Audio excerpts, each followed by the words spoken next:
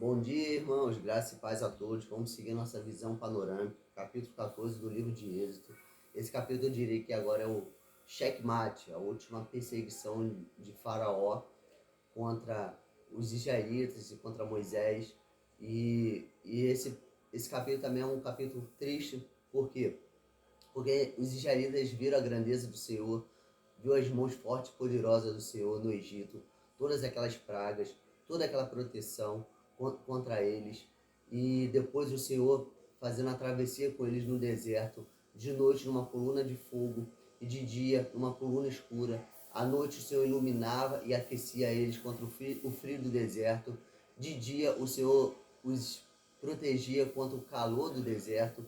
Então, o Senhor, com todo cuidado e amor com os israelitas, quando eles vê Faraó vindo perseguir eles com os carros de elite e com todo o seu exército, eles ficam apavorados. E Moisés fala: acalmai-vos, porque o Senhor irá guerrear por nós. E aí Moisés recebe a ordem do Senhor então para que abra o mar diante dos israelitas e que o povo venha marchar em direção à travessia do Mar Vermelho.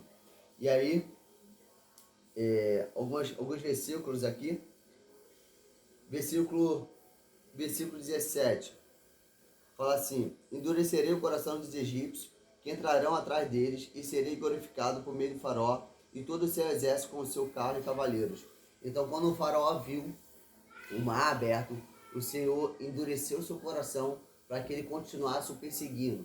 Então, esse endurecer de coração, eu já falei em outro vídeo, é tipo o Senhor deixando ele sem raciocínio, deixando ele cego, a ponto dele não pensar direito nas coisas que estão acontecendo. Então, todo ser humano, de forma natural, iria olhar para aquilo ali e iria pensar: cara, ali é perigoso, não vou entrar nisso aí não, que eu já apanhei pra caramba no Egito, aqui eu vou ser massacrado. Mas ele não raciocinava, ele estava cego. O Senhor tinha deixado ele cego porque o Senhor queria glorificar mais ainda o seu nome nesse último ato.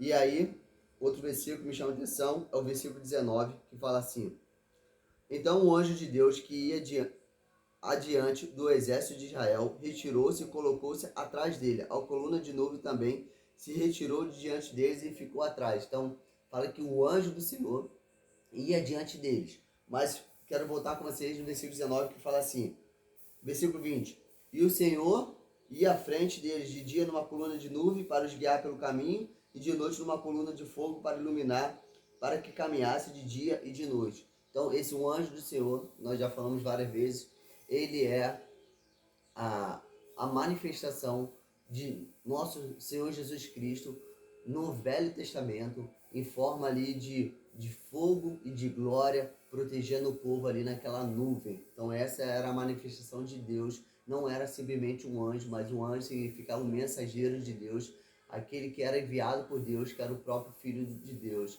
Então o Senhor Jesus Cristo, mais uma vez, está diante da história e escrevendo a história. Como sempre, ele é o Senhor da história.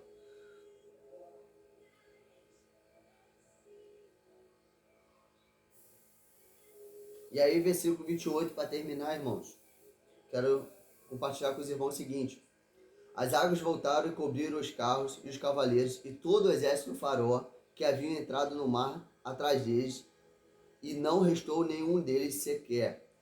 Mas os israelitas caminharam em terra seca pelo meio do mar, tendo as águas como um muro à direita e à esquerda deles. Então o Senhor matou todo o exército de Faraó, inclusive o próprio Faraó ali.